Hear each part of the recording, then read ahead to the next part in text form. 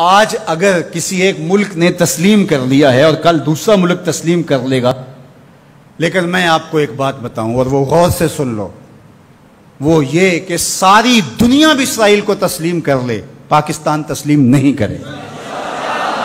وہ کیوں؟ اس لیے کہ ہماری اساسی نظریے کی ہے، ہمارا وطن بنا ہی دو قومی نظریے کی بنیاد پر ہے۔ تو اسرائیل بھی اپنے یہودی نظریے پہ کھڑا ہے اور وہ عالم اسلام کو کھا جانے کی سازش کر رہا ہے۔ ہم ایسا نہیں ہونے دیں گے انشاءاللہ۔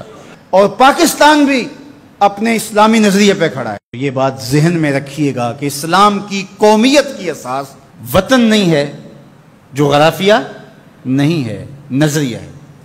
تو نظریہ اسلام ہی نظریہ پاکستان ہے۔ پاکستان کا جغرافیہ بعد میں ہے، نظریہ پہلے ہے۔ دنیا پہ ملک پہلے بنتے ہیں، پھر دیکھا جاتا ہے کہ اس کا نظریہ کیا ہوگا، آئیڈیالوجی اس کی کیا ہوگی۔ لیکن پاکستان کا مطلب کیا؟ لا الہ، یہ نعرہ پہلے گونجتا ہے اور پھر ملک حاصل کیا جاتا ہے۔ تو یہ ایسا ملک ہے جس کا نظریہ اس کے جغرافیے سے مقدم ہے۔ دنیا کے اوپر ایک اور ملک بھی ہے جس کا نظریہ اس کے جغرافیے سے مقدم ہے، بلکہ اس کا جغرافیہ ابھی تک متعین نہیں ہے، وہ اسرائیل ہے۔ وہ یہودی نظریے پہ قائم ہوا ہے، اس کا نظریہ پہلے تھا اور جغرافیہ اس کا ابھی تک مکمل نہیں ہے، اس کی کوئی سرحدات متعین اور طے شدہ نہیں ہے، ہر سال پھیلتی ہیں۔ چونکہ ان کا نظریہ غالب ہے اور وہ نظریہ یہود کے اوپر اس ملک کو حاصل کرتے ہیں، اس ٹکڑے کو حاصل کرتے ہیں، پھر اس کے بعد اس کا جغرافیہ پھیلنا شروع ہوتا ہے۔ آج بہت شور ہے کہ عربوں نے تسلیم کر لیا اسرائیل کو، اور بعض دانشور ہمیں بھی یہ مشورہ دیتے ہیں کہ پاکستان کو بھی یوں کر لینا چاہیے۔ جب عربوں نے کر لیا، ان کی ہمسائیگی ہے، ان کا مسئلہ ہے، ہم کیوں نہ کریں؟ تو یہ بات ذہن میں رکھیے گا کہ یہ عرب ریاستیں جو بنی ہیں، یہ نظریے کی بنیاد پہ نہیں بنی، یہ لسانی بنیادوں پہ کھڑی ہوئی ہیں۔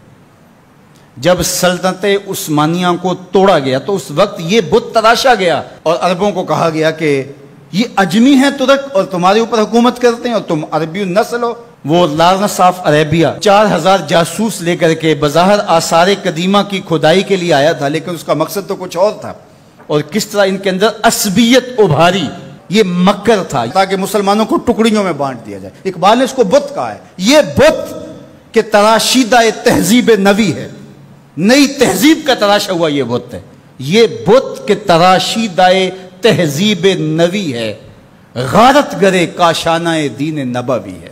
بازو تیرا توحید کی قوت سے قوی ہے، اسلام تیرا دیس ہے، تو مصطفی ہے۔ نہ عربی، نہ عجمی، نہ گورا، نہ کالا، تیری پہچان یہ ہے کہ تو مصطفی ہے۔ تو یہ وہ شناخت تھی جو امت کی وحدت کی ضمانت بنتی ہے۔ یہ الگ بات ہے کہ 73 برس بیت گئے اور منزل انہیں ملی جو شریک سفر نہ تھے، اور باغ دوڑ ہمیشہ ان لوگوں کے ہاتھوں میں رہی جو اس ملک کو نوچتے رہے۔ گدیں، یہ ڈاکو، یہ لٹیرے جنہوں نے ملک کو لوٹا، دونوں ہاتھوں سے ہمارے وسائل نے چھوڑے اور ہماری نظریاتی اساس کے اوپر کلہاڑے چڑھائے۔ اور کبھی انہوں نے کہا کہ یہ ایک لکیر ہے درمیان کے اندر، کبھی کہا وہ بھی آلو کھاتے ہیں، ہم بھی آلو کھاتے ہیں۔ یہ کیا قائد اعظم کو نہیں پتا تھا؟ یہ علامہ اقبال کو نہیں پتا تھا؟ جن لوگوں نے قربانیاں دیں، جن ماؤں کی چھاتیاں کاٹ دی گئیں، عزتیں بچانے کے لیے کنویں میں چھلانگیں لگائیں، یہ کتنی دردناک کہانیاں ہیں۔ ماں کی گود سے بچہ چھینا جاتا ہے اور یوں ہوا میں اچھالا جاتا ہے اور پھر کرپان سے اس کے ٹکڑے کیے جاتے ہیں اور پٹک کے زمین پہ مارا جاتا ہے اور اس کے اعضاء بکھر جاتے ہیں، لیکن ماں رونے کی بجائے کہتی ہے پاکستان کا مطلب کیا؟ لا الہ الا اللہ۔ کیا یوم حساب نہیں آنے والا جنہوں نے اس ملک کو نوچا ہے، اس ملک کے نظریات پہ کلہاڑے چلائے ہیں، مختلف جگہوں پہ بیٹھ کر کے اس ملک کو کھوکھلا کرنے کی کوشش کی ہے؟ وقت آنے والا ہے، یہ ملک مٹنے کے لیے بنا ہی نہیں ہے، یہ قیامت تک قائم رہنے کے لیے معرض وجود میں آیا تھا۔ یہ ملک امانت ہے اللہ کی ہمارے پاس، یہ رسول اللہ کی نگاہوں کا فیضان ہے۔ میرے عرب کو آئی ٹھنڈی ہوا جہاں سے، میرا وطن وہی ہے، میرا وطن وہی ہے۔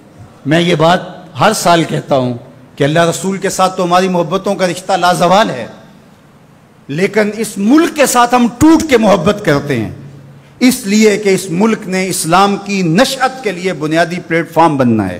پاکستان سرخرو اور بامراد ہوگا، اللہ ایسے رجال یہاں سے پیدا کرے گا۔ بس آپ اپنے حصے کا کام کریں، جو آپ کی ذمہ داری ہے اس کو نبھائیں۔ جمعۃ المبارک میں حدیث پاک میں ہے کہ ایک ایسی گھڑی ہوتی ہے جس میں ہر دعا قبول ہوتی ہے۔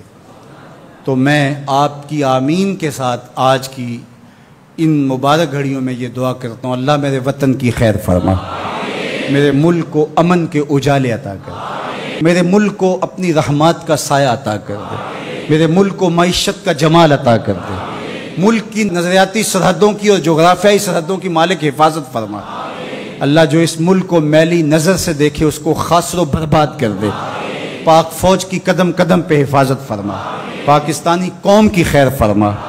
ایک نعرہ بلند کر دیجئے اپنے جذبوں کے اظہار کے لیے، نعرہ تکبیر، نعرہ رسالت، اسلام، پاکستان کی محمد سے وفا، تو نے تو ہم تیرے ہیں، یہ جہاں چیز ہے کیا لوح و قلم تھے۔